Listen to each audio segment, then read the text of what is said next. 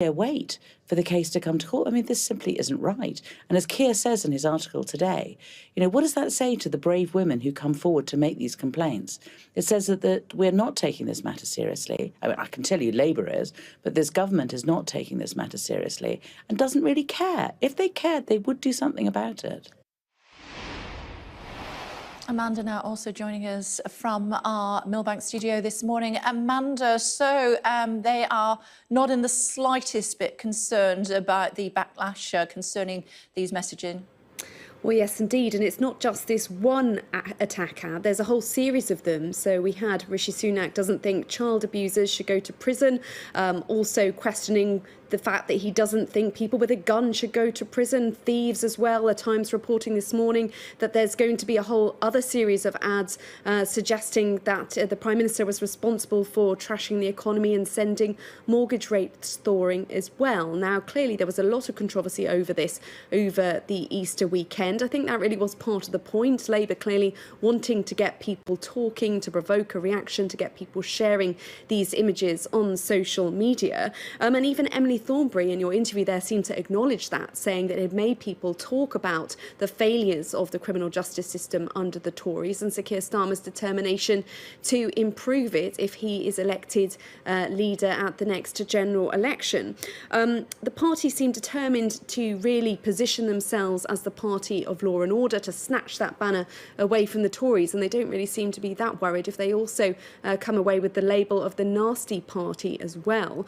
Over the weekend, a number of senior Labour frontbenchers appeared quite uncomfortable trying to defend this policy. Not so Emily Thornberry, and indeed not so Sir Keir himself, writing in the Daily Mail this morning saying, "I make absolutely zero apologies for being blunt about this. I stand by every word Labour has said on the subject, no matter how squeamish it might make some feel."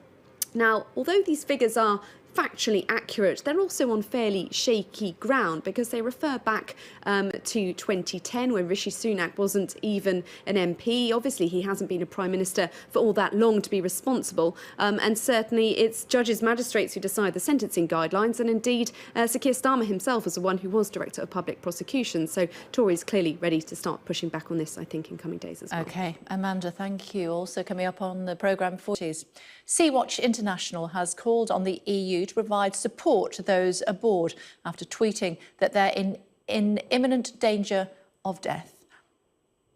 And 2 people have died, 6 unaccounted for after a building collapsed in the French city of Marseille. More than 100 firefighters have been working to clear rubble and locate residents of the block who remain unaccounted for. The 5-storey building collapsed after an explosion caused a fire. At least 4 people have been killed and a number of others injured following an avalanche in the French Alps on the Armanset glacier.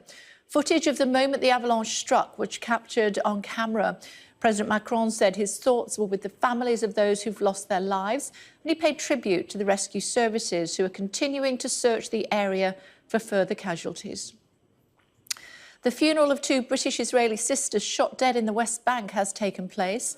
20-year-old Maya D and her younger sister, 15-year-old Rina, were killed on Friday when a suspected Palestinian gunman opened fire. Tensions remain high following a week of violence in the region, with cross-border strikes between Israeli forces and militants in Syria, Lebanon and Gaza. Wizz Air has been rated the worst airline for flight delays from UK airports for the 2nd year in a row. Analysis of figures from the Civil Aviation Authority suggests departures were an average of 46 minutes and 6 seconds behind schedule. Who was counting? Followed by TUI at 40 minutes and 18 seconds.